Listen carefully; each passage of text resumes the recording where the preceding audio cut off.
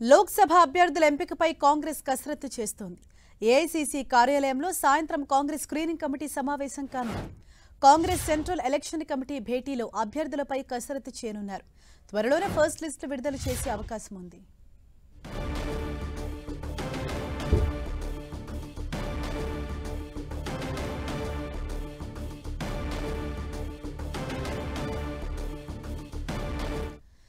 లోక్సభ అభ్యర్థుల ఎంపికకు సంబంధించి కాంగ్రెస్ కసరత్తు చేస్తోంది. ఏఐసీసీ కార్యాలయంలో ఈ రోజు సాయంత్రం కాంగ్రెస్ స్క్రీనింగ్ కమిటీ సమావేశం కాబోతోంది. కాంగ్రెస్ సెంట్రల్ ఎలక్షన్ కమిటీ భేటీలో అభ్యర్థులపై కసరత్తు చేయనున్నారు. త్వరలోనే ఫస్ట్ లిస్ట్ విడుదల చేసే అవకాశం ఉంది.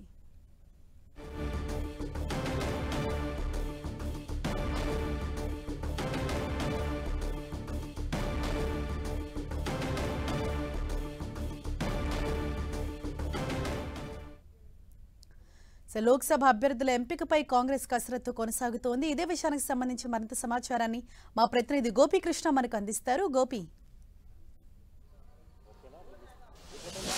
2024 సార్వత్రిక ఎన్నికలకు సంబంధించి అభ్యర్థుల ఎంపిక పైన కాంగ్రెస్ పార్టీ కూడా దృష్టి సారించడం జరిగింది. ఈరోజు కాంగ్రెస్ స్క్రీనింగ్ కమిటీ అలాగే మేనిఫెస్టో కమిటీ సమావేశాలు జరగబోతున్నాయి. సాయంత్రం ఆయా కమిటీలకు నేతృత్వం వహిస్తున్న నేతలు, ముఖ్యంగా మేనిఫెస్టో కమిటీకి చిదంబరం, అలాగే ఇటు భూపేందర్ సింగ్, ఇటు ఎన్నికల స్క్రీనింగ్ కమిటీకి ముఖ్యంగా నేతృత్వం వహిస్తున్నారు. సో వీళ్ళు కాంగ్రెస్ పార్టీకి సంబంధించి అభ్యర్థుల ఎంపిక అలాగే మేనిఫెస్టో అంశాలకు సంబంధించి తుది నిర్ణయం తీసుకోబోతున్నారు. ప్రధానంగా అభ్యర్థుల ఎంపికకు సంబంధించి ఢిల్లీ, హర్యానా, ఛత్తీస్గఢ్ రాష్ట్రాలకు సంబంధించిన అభ్యర్థుల ఎంపిక పైన స్క్రీనింగ్ కమిటీ సమావేశం ఉండబోతున్నట్లుగా తెలుస్తుంది. అలాగే మేనిఫెస్టోకి సంబంధించి ఇప్పటికే దేశ ప్రజల నుంచి మేనిఫెస్టో ఏ విధంగా ఉండాలి అన్న అంశాలకు సంబంధించి సలహాలు, సూచనలని ఆహ్వానించడం జరిగింది కాంగ్రెస్ పార్టీ. సో రైతులకు సంబంధించిన అంశాలు, అలాగే నిరుద్యోగ యువత, అలాగే ధరల పెరుగుదలకు సంబంధించి దేశ ప్రజానీకం ఎదుర్కొంటున్న సమస్యలకు సంబంధించి తమ మేనిఫెస్టో ఉండే విధంగా కాంగ్రెస్ పార్టీ ప్లాన్ చేసుకుంటోంది. ఇప్పటికే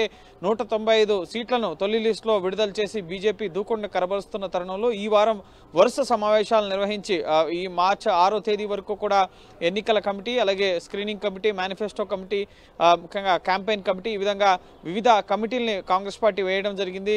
ముఖ్యంగా లోక్సభ ఎన్నికల కార్యక్రమంలో భాగంగా సో ఆ కమిటీలన్నీ కూడా ఫైనలైజ్ చేసిన తర్వాత, ఆయా ముఖ్యంగా రిజల్యూషన్స్ పాస్ చేసిన తర్వాత సిడబ్ల్యూసి సమావేశాన్ని ఏర్పాటు చేయడం జరుగుతుంది. కాంగ్రెస్ వర్కింగ్ కమిటీ, కాంగ్రెస్లో అత్యున్నత నిర్ణాయక మండలిగా కాంగ్రెస్ వర్కింగ్ కమిటీ ఉంది. సో ఆయా స్క్రీనింగ్ కమిటీలు, అలాగే మేనిఫెస్టో కమిటీ ఇవన్నీ కూడా ఆ నివేదికలు రూపొందించిన తర్వాత సిడబ్ల్యూసిలో ఆ అంశాలను ఉంచిన తర్వాత సిడబ్ల్యూసి ఆమోదంతో అభ్యర్థుల ఎంపిక అనేది చేయడం జరుగుతుంది. ఆయా రాష్ట్రాలకు సంబంధించిన అభ్యర్థుల ఎంపిక ఇప్పటికే ఇండియా అలయన్స్లో భాగంగా ఈసారి ఎన్నికల్లో కాంగ్రెస్ పార్టీ పోటీ చేయబోతోంది. కాబట్టి ఢిల్లీలో ప్రధానంగా 7 లోక్సభ స్థానాల్లో 3 స్థానాల్లో కాంగ్రెస్ పార్టీ పోటీ చేయబోతోంది. 4 స్థానాల్లో ఆమ్ ఆద్మీ పార్టీ పోటీ చేయబోతోంది. ఇక పంజాబ్, గోవాలో ఇండివిజువల్గా పోటీ చేయాలని చెప్పి నిర్ణయించడం జరిగింది. ఇటు హర్యానాలో, అలాగే ఇటు ఉత్తరప్రదేశ్లో, మరికొన్ని రాష్ట్రాల్లో ముఖ్యంగా సీట్ల సర్దుబాటు దిశగా ఆయా రాష్ట్రాల్లో ఉన్న ఇండియా అలయన్స్ పార్టీలతో, యూపీలో అయితే సమాజ్వాదీ పార్టీతో, అలాగే బీహార్లో అయితే ఆర్జేడీతో,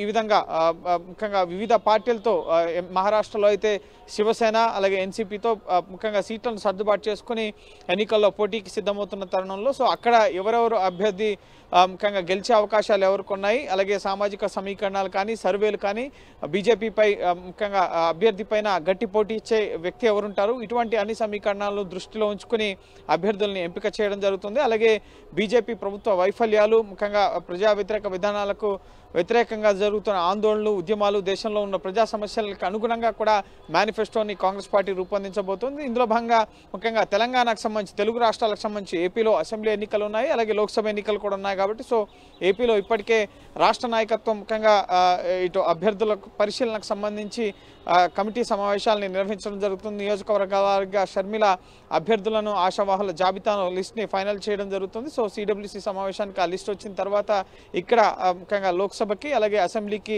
సెగ్మెంట్కి ముఖ్యంగా అభ్యర్థుల్ని ఫైనల్ చేయడం జరుగుతుంది. ఇటు తెలంగాణ నుంచి కూడా ఇటీవల అక్కడ అసెంబ్లీ ఎన్నికల్లో విజయం సాధించడం జరిగింది. సో లోక్సభ ఎన్నికలకు కూడా సమాయత్తం అవుతున్న తరుణంలో సో అక్కడి నుంచి ఎవరెవరిని ముఖ్యంగా మెజారిటీ స్థానాలు ఈసారి తెలంగాణ నుంచి ఎన్కాష్ చేసుకునే విధంగా కాంగ్రెస్ పార్టీ ప్లాన్ చేస్తుంది. అందులో భాగంగానే ఆశావాహుల జాబితాకు సంబంధించి ఇప్పటికే రేవంత్ రెడ్డి కసరత్తును మొదలుపెట్టారు. ఆయన సారథ్యంలోనే పీసీసీగా ఆయన సారథ్యంలోనే లోక్సభ ఎన్నికలకు కూడా వెళ్ళబోతున్నారు. కాబట్టి సో 17 స్థానాలకు సంబంధించి ముఖ్యంగా మెజారిటీ స్థానాల్లో విజయం సాధిస్తామని ధీమాని కాంగ్రెస్ పార్టీ కనబరుస్తుంది. సో ఆయా నియోజకవర్గాల్లో ఉన్న ఆశావాహుల జాబితాను లిస్ట్ ఇప్పటికే రెడీ చేయడం జరిగింది. సో రాష్ట్రాల వారీగా స్క్రీనింగ్ కమిటీ సమావేశంలో అభ్యర్థుల ఎంపిక పైన కసరత్తు చేయడం జరుగుతుంది. ఇక్కడ స్క్రీనింగ్ కమిటీ స్క్రూటినీ చేసిన పేర్లను ముఖ్యంగా సిఈసిలో చర్చించడం జరుగుతుంది. అనంతరం సిడబ్ల్యూసి ముఖ్యంగా కాంగ్రెస్ ఎలక్షన్ కమిటీ కేంద్ర ఎన్నికల కమిటీ కాంగ్రెస్ పార్టీకి సంబంధించి ఈ పేర్లను ఫైనలైజ్ చేయడం జరుగుతుంది. సో ఈ వారంలోనే ఈ ముఖ్యంగా సిడబ్ల్యూసి సమావేశం అలాగే కాంగ్రెస్ ఎన్నికల కమిటీ సమావేశం సహా ఈ వివిధ కమిటీల సమావేశాలన్నింటిలో కూడా లోక్సభ ఎన్నికల సమాయత్తత పైన నిర్ణయాలని తీసుకోబోతున్నారు. ఆయా రాష్ట్రాల వారీగా ఉన్న నేతలు కూడా ఢిల్లీ వచ్చే అవకాశం ఉంది. ఆశావాహులు కూడా ఇప్పటికే ఢిల్లీ బాట పడుతున్న పరిస్థితి ఉంది.